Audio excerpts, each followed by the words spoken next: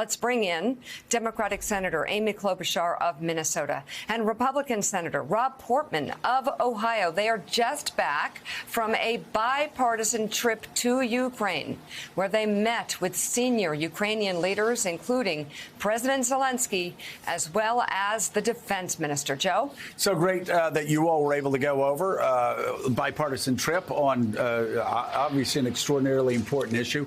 I want to ask you, Senator Portman, just really quickly, I'm going to ask each of you one quick question about the documents that we and everybody else has been talking about.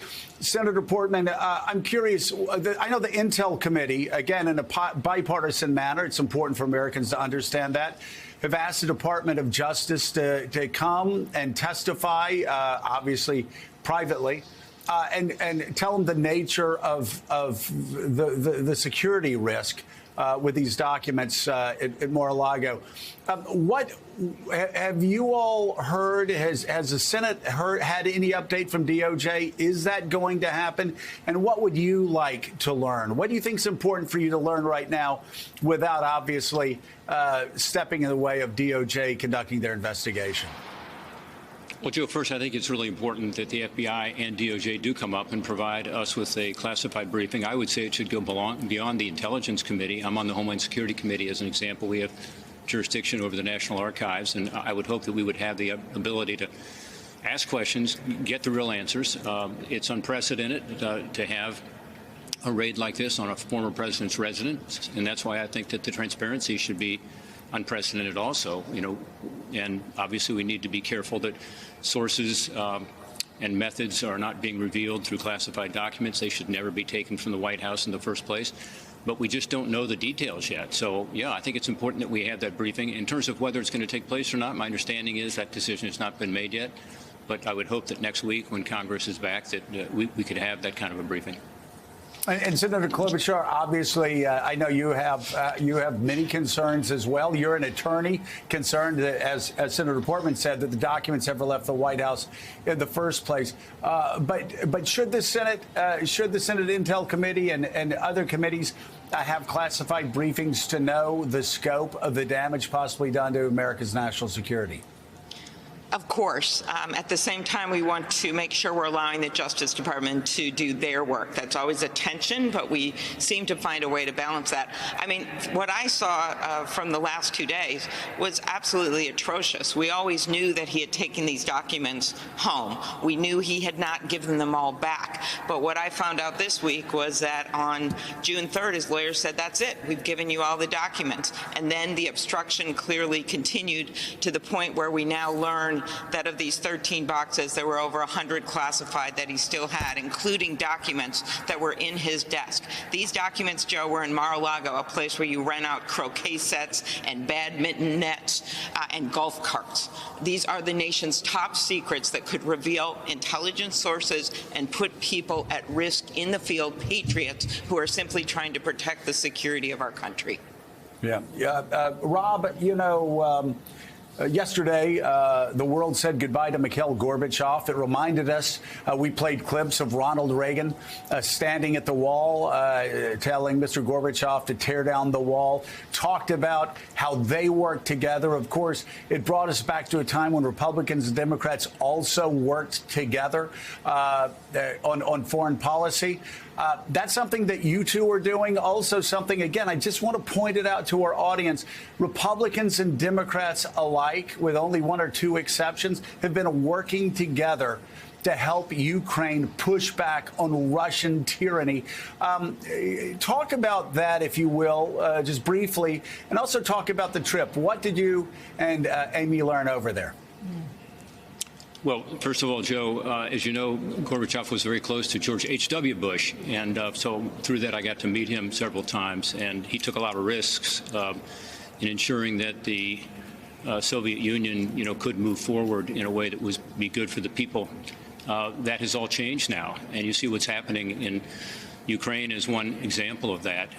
We talked earlier about Zaporizhzhia, the largest nuclear power plant in Europe is currently under attack effectively. The Russians came in and assaulted the neighboring region and took over the plant and took the employees there captive. I still got you, Joe? Yep.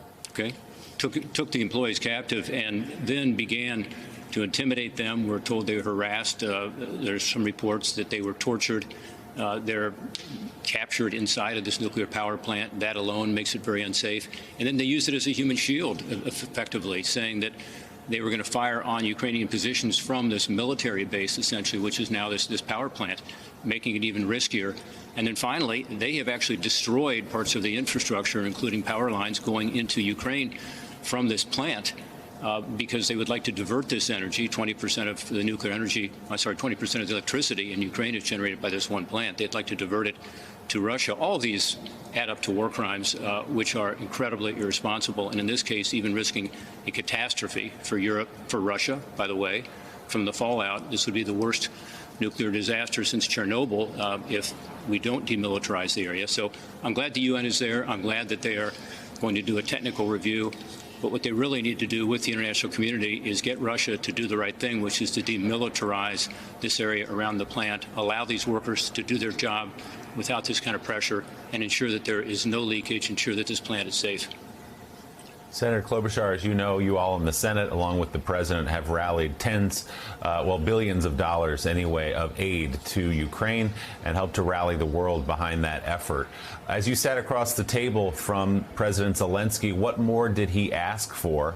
And where does he see this going? What's the end game here? How does this end, hopefully, with some kind of a peace deal at the end? Or is that unrealistic to think of when Vladimir Putin is on the other side of the negotiation? Well, we had an excellent meeting with President Zelensky, Defense Minister Reznikov, the Chief of Staff to President Zelensky, who has a lot of power, and we went through exactly what happened. And he specifically asked us to convey to the American people, President Zelensky did, how grateful they are for what America has done, as you mentioned, economic aid, humanitarian aid, and then, of course, military aid. The embassy staff told us last week they got takeout food. And when it came back from a Ukrainian restaurant, someone had written on the bag of food, "Thank you, America, for the HIMARS." That's how involved the country is in this. 16 HIMARS, they've used them incredibly effectively, and that's why you're seeing this counteroffensive going on, where they just turned out last 24 hours destroyed a Russian makeshift bridge that they had constructed to allow them access. So that's happening at the same time that they're protecting the nuclear power plant. Of course, he asked for continued support, not only from us, but from our 42 allies across the world, including countries like Japan and South Korea, the European Union. That is a big part of this, because this isn't just about one country.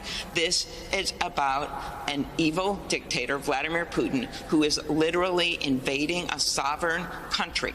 And if we let him get by with this, he will do it again and again and again. So that was the discussion that we had with President Zelensky. Grateful, of course, needing continued support. That's part of our job. That's part of why we went, just the two of us, on a bipartisan basis, to be able to convey that to our colleagues, how important it is to continue to support the Ukrainians and how good they have been in terms of using these weapons smartly, actually making ground, not just defending it.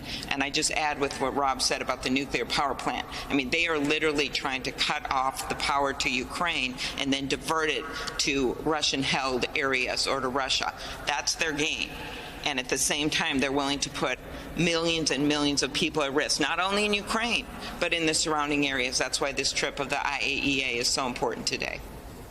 Senator Portman, to pick up on that exact thread, this has been, as your trip demonstrates, a largely bipartisan effort to support Ukraine. But this is an effort being led by a Democratic president, a Democratic White House. As this conflict drags on, we're past the 6-month mark. There's no end in sight. There have been a few, lonely to be sure, but a few Republican voices who have said, well, hey, how much more do we want to spend on this? Is this really where we should be using American money? How concerned are you, and what is your message to keep your colleagues in line, that if this stretches into, beyond November and into next year, to keep that money flowing? Well, first, this is an incredibly important fight. It's in our generation. This is where we're engaging in the fight for freedom, and it's not just about Ukraine. As Senator Klobuchar said, it's about global freedom. And so all of us need to stand up. And by the way, 42 allies in the United States have stood together on this. So the freedom-loving world has been unified. I'll also make the point that it was Donald Trump who began to provide lethal weaponry to Ukraine to defend itself. The Obama administration did not agree to do that, but President Trump did. So it was Republicans who took the lead in providing Ukraine what they were asking for at the time. This was prior to this latest invasion, and of course. Now we've got to be sure two things happen. One, that the funding that we're providing is accountable, and whether it's humanitarian aid or whether it's state budget support or whether it's the defense spending, one thing Senator Klobuchar and I did when we were over there was we insisted that there be an accountability that end-use monitoring for these weapons, as it's called, as an example, is done, so we know exactly where these weapons are going, and that we ensure that any funding that's being provided is going to the essentials, like providing salaries for the law enforcement officials who are needed right now to protect Ukraine and to win this war. And then second, we need to be sure that the American people and our colleagues understand that what we are providing is making a difference, a huge difference. It was just discussion of the HIMARS. These are long-range rockets that the Ukrainians have been asking for. Many of us had hoped the administration would move even more quickly on these, but now we are moving on them. We have 16 units in place. That's public information. These enable the Ukrainians finally to be able to reach the Russian artillery that has been firing on them incessantly for the past several months, particularly in the east and the south, and destroying civilian targets, hospitals, schools, churches, apartment buildings. We saw some of these apartment buildings that were destroyed in Irpin and in Bucha when we were over there yesterday. So these weapons are working. So what the American people are helping provide to the Ukrainian armed forces, as well as, by the way, the UK, Germany, and others, are actually making a difference in enabling them to have this counteroffensive that's going on as we talk. They are making progress in the south, moving toward Kherson. This would be a huge victory militarily, but also in terms of the morale of the troops. The Russian troops already have incredibly poor morale, we're told by everybody we talk to, but the Ukrainian troops are fired up. They're protecting their homeland, they're protecting freedom, they're protecting their families. So it was a good visit in the sense that we were able to deliver those messages and also ensure that what we have provided is making a difference.